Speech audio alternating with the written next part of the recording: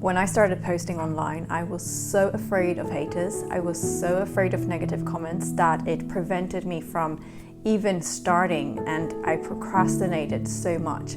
And I will share with you exactly what I learned to overcome that. And the first thing is that negative comments and haters are actually supporters of yours.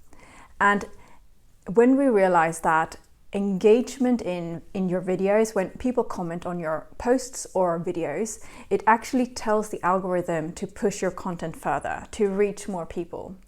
And it does not matter if it's a negative comment or if it's a positive one. So a person who is commenting, even if it's negative, is actually helping you boost your reach. And I realized that no one who is happy and who is content in their lives will ever spread hate on the internet. They will not engage with the content, or they will write something constructive. But a person who's actively writing something harmful to someone else does not feel good. And just realizing that it says more about them and how miserable they are than it does about you. It really frees up a lot of the responsibility, and just realizing it has nothing to do with me. And this also ties into something that I love from Mel Robbins, and it's the let them theory. And that theory is to basically allow people to do what they want to do without trying to control or manipulate the outcome. Let them not invite you to the dinner party. Let them write a hate comment. It is not your task. I read this in another amazing book that I think is called The Courage to be Disliked.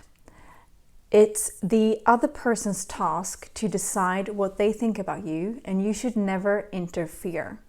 Your only task is to be yourself and send out your message, and to do what you think is a good thing to do. And just realizing that you should never interfere in someone else's or try to change or alter how someone is feeling about you or how they perceive you. It's their task and you should not control it.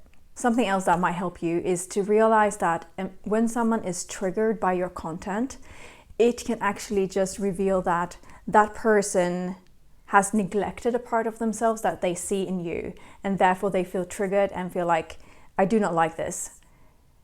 But the feeling they have within them might only be that we are neglecting this part so much that we can't allow anyone else to have access to what we are not allowing ourselves to have.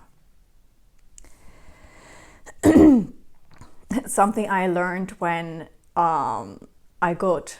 So I had a few videos go viral on TikTok. I have one video. It started with, I don't remember, but the first video I had got 40,000 views. And my last video that got viral had 400,000. And what I learned really quickly is to not look at the comment section when a video goes viral. Because we are not wired to bring in and perceive so many opinions. We are wired for, our little cave group of people and what they thought about you. So that is just a rule I have, a hygiene rule on social media. Whenever I go viral, I do not look at the comment section for my own mental health. And therefore, I'm not as bothered with it. But it does mean that you miss some of the lovely comments as well. But I feel like when you grow, you can bring in a VA, a virtual assistant, who can filter out the good comments for you. It's so funny because after doing all this work, I realized that it's worth to have crickets on your videos than it is to have negative comments. Because having crickets and, if no one engage with your posts, it means that the video is boring and it is silent. And that doesn't really hurt my ego either, but it's worth then getting negative comments. And I learned this from the book Tribes, and it says that if you are afraid of criticism, you have to ask yourself, okay, will this criticism, if I publish whatever I want to say, and if I do get criticism for it, will it have a remarkable impact in my life? Will I lose my job, or will I lose my friends, or friends that matter? And if not, it's most likely only your ego that is harmed by the criticism. And if it's only the ego that is harmed, you have to compare that feeling to the benefits of doing something remarkable. And when you decide to do something remarkable, you have to create something that is worth criticizing. And it's not to say that you should just say random things online to get criticism, to be polarizing. I mean that speak your heart, and it's okay, and it's actually beneficial if you get criticism. And when we feel like it's beneficial, both for boosting your reach, but also understanding that it was worth criticizing, it is actually nothing to fear.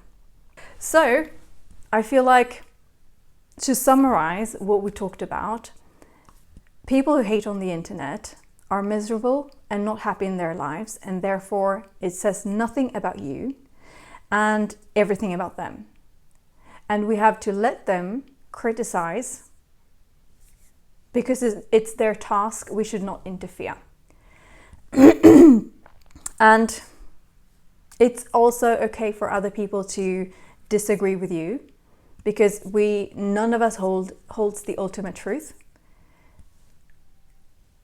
As long as we stay grounded in our own belief, in our own, like, what we are teaching, it's okay for other people to disagree. And baby girl, do something fucking worth criticizing. Not to talk about or say things that are crazy for the sake of it, but just be like, talk from your heart and allow it to be remarkable and criticizable. Okay? Questions? Okay, any questions? Let me know in the comments. Any questions? Let me know in the comments. Okay.